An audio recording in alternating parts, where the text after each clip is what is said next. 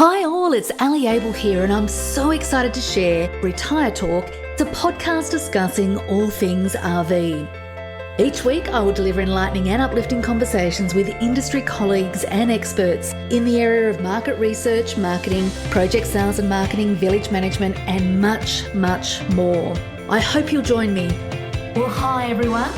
On today's podcast, I'm talking with the team at Senior Living Mediation, which was founded by three amazing women, each who have extensive and unique experience in the seniors living sector. Together, they offer mediation services for any type of seniors accommodation, which to date has been provided to retirement living and the manufactured home communities. So who is behind Seniors Living Mediation? Well, let me introduce you to them now. Firstly, Aileen Stewart, a former senior operations manager for a listed retirement village operator.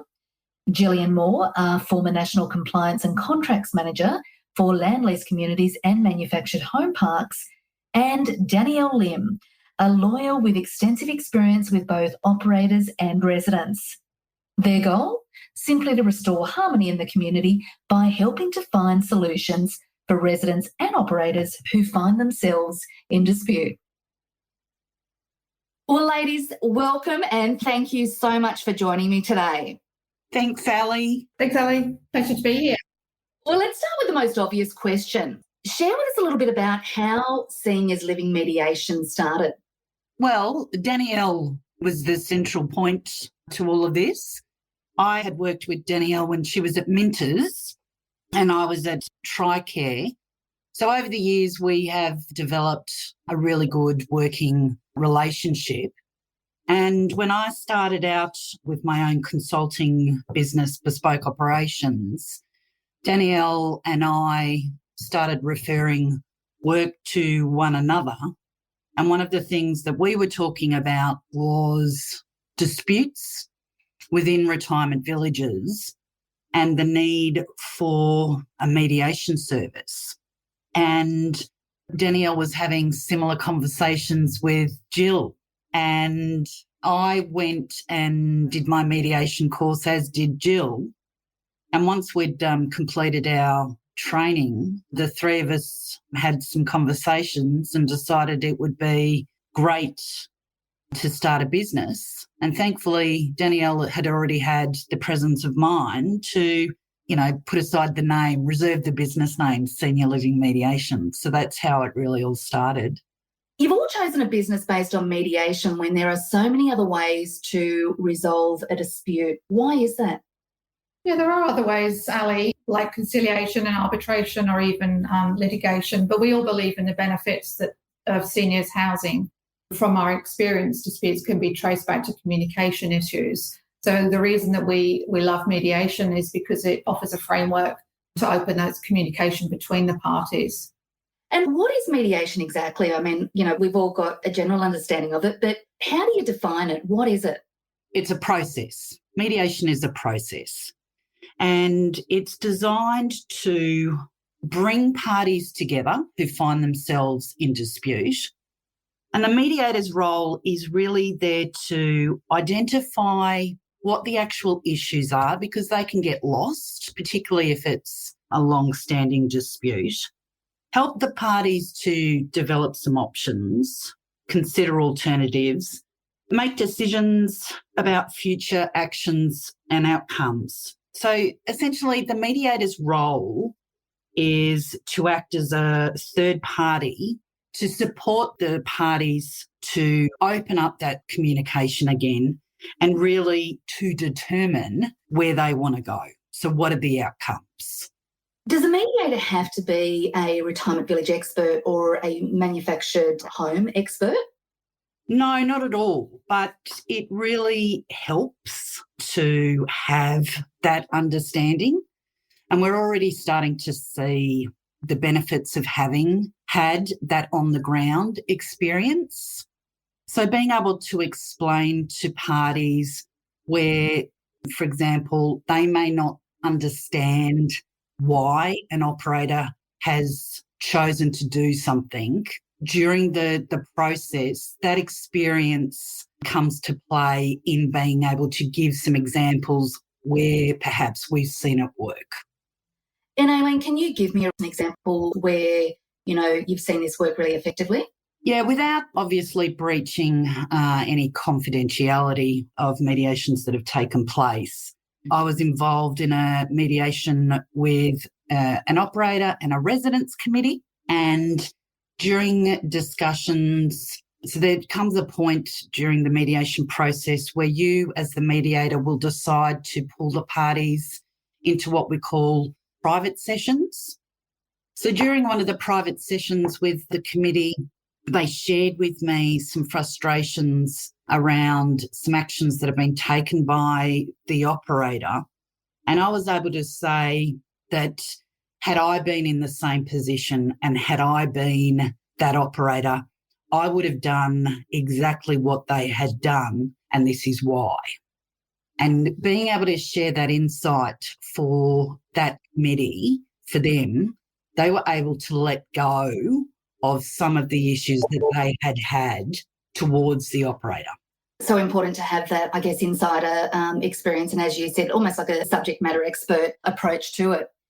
Jill, do you mind me asking, walk me through the process of what a mediation involves and what that looks like? We're all trained in the same model, Ali, and that's a facilitative model, which is designed to protect and repair relationships. So that starts off with the parties going into the room and both hearing each other. Then, as Aileen mentioned just now, there's private sessions, and then we come back into the room together once we've had those private sessions to start talking about options moving forward. So it's particularly important in a retirement village to protect that ongoing relationship, and that's why we like this model. It enables both of us to be fully heard. So important. Is a client ever forced to, I guess, accept a decision that they're not comfortable with? No, definitely not. It's the parties' mediation. So the mediator's role is to own the process, but it's the parties' mediation. And as mediators, we can't make decisions, and we guarantee that neither party will be forced or coerced into any kind of agreement. I guess sometimes it can be either too late to engage a mediator, maybe not. But when do you say is the best time to really start this process of engaging with a mediator in a dispute situation? I think when you're thinking about when do you mediate, the rule of thumb has to be as soon as you realise you can't reach a resolution. So as soon as there's an impasse, earlier is absolutely better. And that makes sense, right? Because the longer a dispute or a disagreement goes on, the more it festers. And it's true, not just in villages, but in all of our lives. If there's some kind of disagreement that you can't get past, it's just going to get worse and worse. So I think the earlier you see a mediator, the earlier you can resolve the situation, which means less money, less time, less angst in your community, and people can get on, enjoying their retirement. So true, Danielle. Do you find from experience that operators or residents to date have left it too late? I suppose there's two rules. So when is the best time? It's when the dispute happens. When is the second best time? It's right now. So it's never too late, I don't think. It just takes longer than it needs to. And you end up dealing with what's happened throughout the disagreement more than the disagreement itself. So I think it's just more productive, and it's a positive experience for everyone the sooner you do it. Great advice. Can the mediator actually share any of that information that's discussed during the mediation with anyone else, or is it totally confidential? Yeah, that's a really good question. And it's actually a question we get asked by a lot of people. The general answer is no. So all of our mediators at Senior Living Mediation are accredited under a national accreditation system, which means they have to adhere to really strict ethical obligations and guidelines. They can't just go about their business talking about whatever's happened in the room. And that makes sense because it means you're creating an environment where everyone feels comfortable saying whatever they need to say in order to resolve that dispute. And if I can give you a practical feeling of how that works, when we hold our mediations, we bring almost like little show bags for the participants. So they'll all get a pen, they'll all get a pad, they can write down whatever notes they want. But when it's over, when we've reached the resolution, we take those pens and papers back because we don't want people having that information to share. We make sure that all of the participants agree at the beginning that it's confidential. And it just creates that secure, safe environment. Whatever's in the circle, you can feel free to talk about. Fantastic. Cost. I'd assume that cost initially might be one of the biggest roadblocks for a lot of people approaching you. What does it typically cost for a mediation? It's going to depend, Ali, on a range of factors, including the complexity of the dispute. What we do is we'll talk with the party who's consulting us, which to date have been the operators, and we'll then determine whether it's a matter that's worthwhile pursuing, and we'll then submit a cost proposal. And I guess for peace of mind, all of the costs are fixed. And as I said, it's laid out in our cost proposal. And it just depends on, how long the mediation goes for. They can go from a couple of hours to all day if that's what's required. Well, I think that's certainly something great that you're all offering there with fixed rates. I know for a lot of people, cost is, again, one of those biggest roadblocks. So well done for coming up with that from a financial option. So, Aileen, you just quickly talked about the duration of a mediation. My assumption is, and certainly people I speak to, that, mediation, any sort of legal dealings does tend to take a long time. But you've just mentioned, it can vary from a couple of weeks to a couple of months. Can you sort of walk me through that maybe a little bit more, Danielle? I think it's actually useful to compare it to a legal process. So I am a lawyer and deal with disputes, and I can tell you that I've got disputes on my books that have been going for more than a year. And it's not that I've had the file in the corner. It's just that it's difficult to get a resolution where you're writing letters to the other side. It goes through one lawyer to the person, back to the lawyer, back to the other lawyer, back to the other person, and then you start again. We've resolved 100% of our mediations to date. And it is literally, as Aileen said, resolved sometimes within a couple of hours. So I'm thinking of a mediation that Aileen did that involved a dispute that was going on between an operator and some homeowners in a manufactured home park for over a year.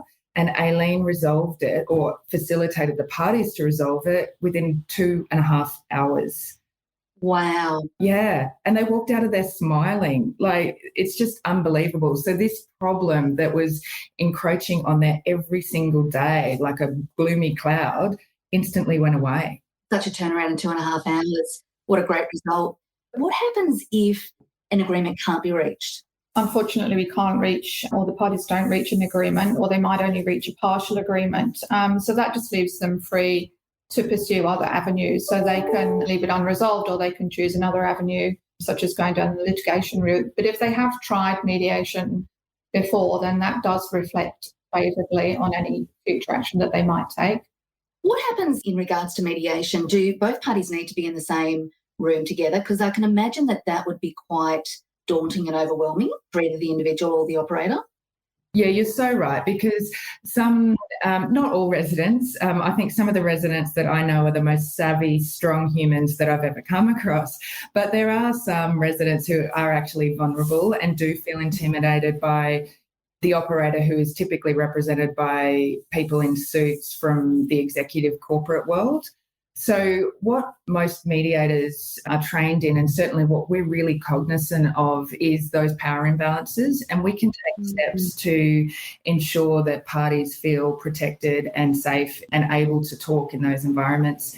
Some of the strategies that we might employ could be inviting the resident to bring a support person with them. So that's not someone who represents them, but it's someone to sit beside them and give them the confidence they need. We'll always direct the conversation appropriately. So if something needs to be cut off, or if somebody needs to be heard, we'll make sure that happens. And the other thing to keep in mind is that mediation's not prison. Anyone can leave at any time. It's okay.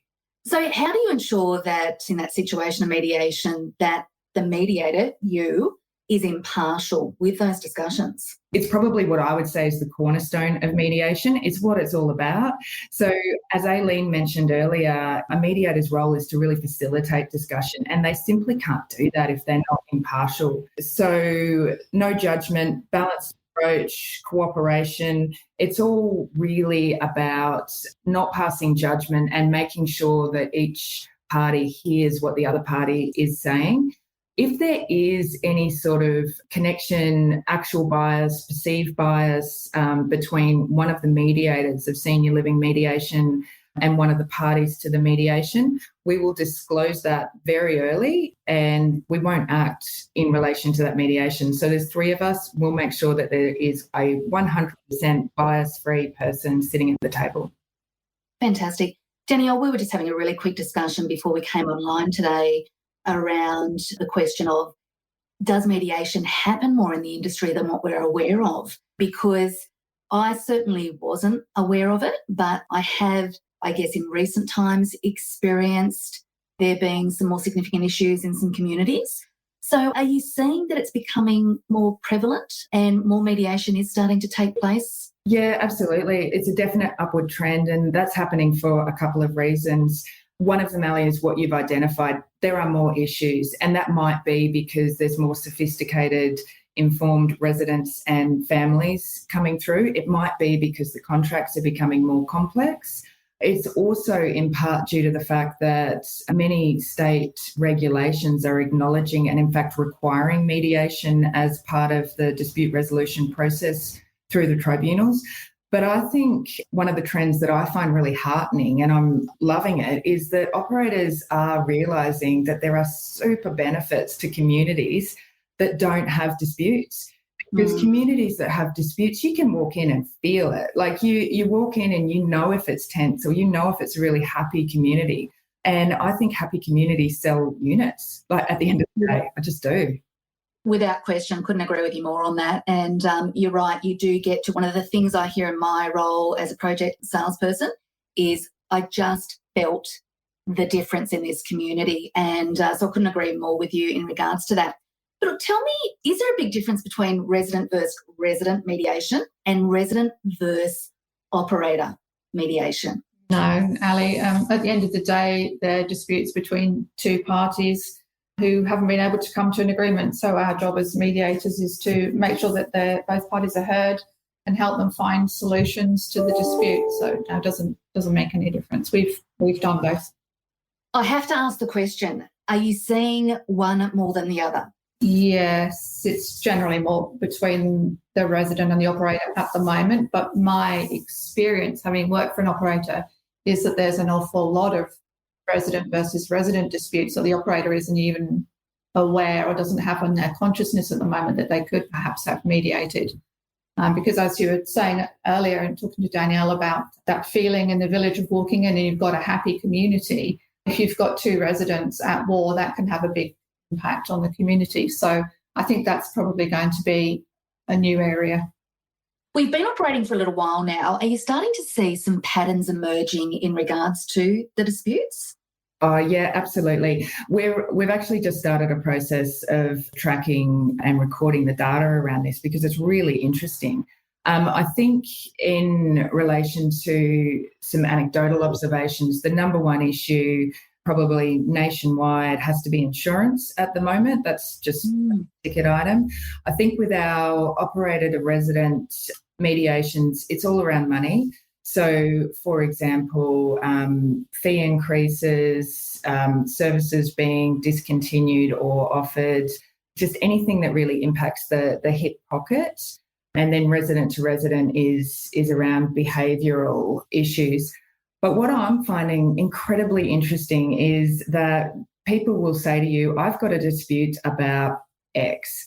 And when you get in the room and you start talking about the issue, it's never X, it's always A, B, C, D, E. And that comes out through the process, which is really, it's good because the real issue comes out and people get heard. Fantastic. I mean, COVID has affected so many of us over the last 18 months. I'm sure that you are all not immune to that. How's it affected your business and I guess the nature of the disputes that you've worked on? It's certainly been interesting, and I guess the technology is there for us to be able to embrace, which we have wholeheartedly. So we are conducting our mediations at the moment online using Teams and Zoom, and coaching residents through how to use this technology has also been very interesting, but they're very persistent and they're very patient with it all. And, there's been a lot of laughs too along the way with just the technology. And I think in some ways, whilst you can never replace the benefit of that face-to-face personal interaction, the technology is, the next best thing. And it also saves the parties money by not having to pay additional costs, i.e. travel, potentially having to hire a room off-site, etc. So I don't think it's affected the outcomes at all. Do you think you'll continue to use it as a option moving forward after COVID is finished with technology and apps like Teams? I would assume that people feel less vulnerable, again, maybe being on camera as opposed to face-to-face. So is that something that you've talked about as a team? Yeah, absolutely. And I think it's something that, at the end of the day, it's up to the parties as to how they would like their mediation to be conducted. And if it is something that we feel as a mediator that would be the best way to move forward, then we'd definitely offer and suggest it. Great. Well done. Well, how are you finding so far that your mediation participants have responded to the service that you're offering? It's been really well received. And I know the feedback that we've had, and Danielle and Jill can also provide their thoughts on this, but just that feeling of, wow, I didn't think we could resolve this. And that was really interesting because I've only ever experienced mediation through the tribunal process. And I think for people who have used our service, that's been very eye-opening because a tribunal-appointed mediation isn't using the model that Jill talked about, that facilitative model, which is really allowing each party to not just talk about the issues, but also how this has impacted them, how this is making them feel, and really giving people the opportunity to be able to just unload and put it on the table, and then you can get to the issues and help them navigate a way forward. Aileen, you're so right. There's so much relief in verbalising it sometimes, isn't there, and getting it out. Yeah, for sure. Danielle, Jill, anything else to add to that? That's where the magic lies, really. That's what we're in it for. We've had tears of happiness and relief, and that's what it's all about. Danielle, if I said to you, what do you love most about this particular role with Seniors Living Mediation, what would you say? I think following on from your last question, I just feel like I'm making a difference, and that's good for other people. But for me personally, it's really rewarding. Like you go home feeling like you've done something, you're making a difference, and that feels good. Well, ladies, it's been a lot of fun so far, but I always like to finish off with some fun facts just to give our listeners a bit of an insight into who you are as individuals. Danielle, I'm going to start with you because you were pretty quick off the mark to share some insights about Aileen and Gillian. But when we asked about you, your words were, I have no real interest or fun facts. I have 2 little boys and I work a lot. Now, there's a little bit of truth to that. You do have 2 beautiful boys and you work a lot, but there is a lot of interesting facts that the girls have shared with me. The first one being that in 2020 last year, you were actually nominated for Gold Coast Woman of the Year. How did that come about? I was. I'm pretty humbled by that. One of my staff actually nominated me, and it was in the category of mentor. So, that's something that's pretty close to my heart. And I went through that process, and I think it's great that the City of the Gold Coast is promoting females and promoting things like mentorship, because that's really important for us to be, encouraging each other, encouraging everyone. So, yes. One of the things I love to ask, and you've just touched on it, is about mentors. Who is your mentor? I think that I have a number of mentors. I believe in horses for courses. So I've been lucky in my career to work with some incredible people, particularly in the retirement space, and I take bits and pieces from all of them. So I look at, some people wouldn't even know that I use them as my mentor, but there's so many people that I absolutely respect. So, I mean, Alison Quinn, for example, I would go to her and ask questions, and she was always so generous with her time, and she probably led by example more than most people that I've seen. And I'm thinking of her because we were just talking about the female examples. There's so many others. In the professional space, I worked with Robin Lyons for almost a decade, which was incredible. He's an amazing lawyer. And then every day I'm just amazed by the people that are in our sector and industry, and pretty stoked to be working with them, to be honest. It's such a great industry, isn't it? I think, once you immerse yourself in it, there's no leaving it. It's just such a great sector to be in. But the girls were also sharing with me that 2016 was a pretty big year for you, and you did 2 physically gruelling events, the first being the Darkness to Daylight, which was a 110-kilometre run for domestic violence, and the other one, Climb to Cancer. Are those 2 events particularly important to you for any reason? Yeah, I don't think there's one person who's not touched by cancer, and I think that sadly domestic violence is touching more of us, and people are dying, and that's tragic. And if we can do anything to put a spotlight on either of those really important causes, then I will absolutely do it. I will point out that I have probably not partaken in any physical activities since.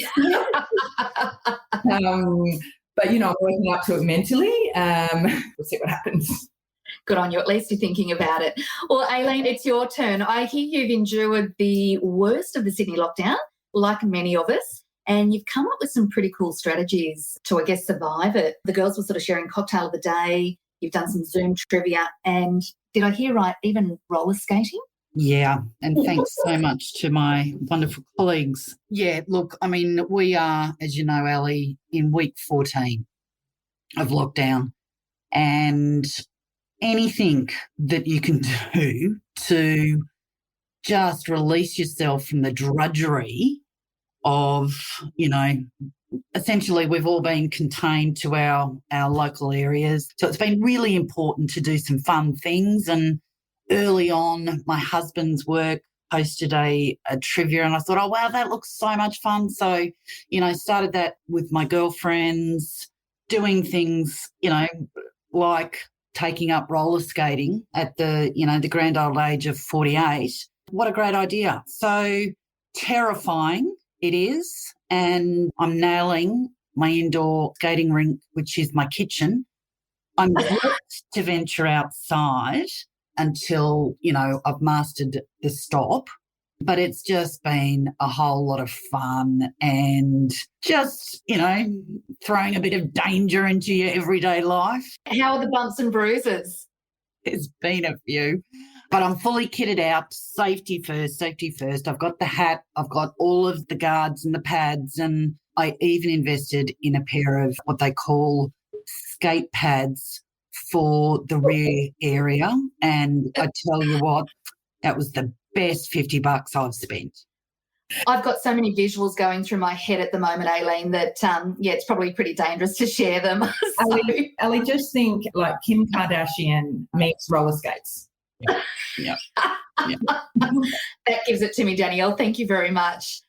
Now, cocktail of the day, I hear you've come up with some pretty good cocktails as well. So what's the top one? So my husband is very good, particularly we have our SLM catch-up on a Monday afternoon, and a cocktail will appear in front of me. So he's the one who's really responsible for it. And I tell you, my favourite one of his, actually there's 2. He makes a very good old-fashioned and a very good dirty vodka martini. Can I just say these glasses that appear into the screen, one, cause enormous jealousy, but 2, are always perfectly garnished as well. It's the details. The detail, nice. I'm into the Negronis at the moment, which thoroughly enjoying. So we'd like to share some tips, you and I, Aileen. Yes, definitely. Now, Gillian, I hear that you have a real interest and love for nature and animals and have owned some horses over your life. but I hear that you've also been very instrumental in a community garden project. So can you tell us a little bit more about that? My pastimes aren't nearly as exciting as the other two, but I was instrumental in starting a community farm in the village that I lived in. So this was something that the community wanted, and I'm quite community-minded, and I'm pretty passionate about food. So that tied my two main passions in life, I guess, together. And so I joined as a volunteer and ultimately ended up on the board. But we did create a community farm that's still going strong now and grows food for the local Meals on Wheels. Fantastic. And also they have local markets, so they sell. So the idea was to create a market that provided fresh organic produce to the local area. Well done. That's fantastic. And are you still riding horses today? No, I don't ride. I haven't ridden for a very long time. Wouldn't put a horse through that. My interest was more in what they call liberty, which is when you're on the ground and the horse is free to move and do what they want to do, maybe with a few suggestions. So, I just have a very strong passion for horses and everything that they can bring to your life. Fantastic. Well, ladies, it's been so much fun speaking with you today. If anyone does want to reach out to you, what's the best way of doing that? Going to our website, and on our website is our email address. But if they've got a pen and paper ready now, so the website address is senior, that's without an S, seniorlivingmediation.com.au. Email address is hello@seniorlivingmediation.com.au, and mobile number is also on the website. It's been great. Thanks for having us along, Ali. It's been really good. Good on you. Well, look, good luck with it all. You are filling a massive gap in the sector. I do wish you all the very best. And Danielle, I would love to get you back on in about 6 months just to give us an update on what those stats are that you're finding across what you're doing. I think that would be really interesting to all of our listeners. So thanks again for joining me, and I'll look forward to seeing you all again soon. Thanks so much, Ali. Thanks for having us.